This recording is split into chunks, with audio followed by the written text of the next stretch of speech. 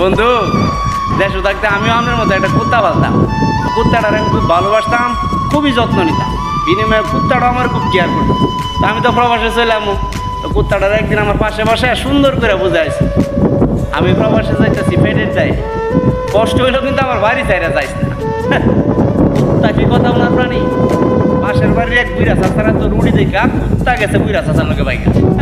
এদিকটা আমার মা আমার ফোন করে বলে দিছে, বাজান কুত্তা কিন্তু বাড়িতে নাই, বুড়া বেড়ার সাথে বাগছে। কষ্ট পাইছি আমি, সাংঘাতিক কষ্ট পাইছি। একটা কুত্তো আমার কথা রাখবে। এদিকটা মনে রাগে গুছাই 10-10টা বছর প্রবাসে কাটাইছে। ওই দিকটা কুত্তা রয়েছে কপাল খারাপ।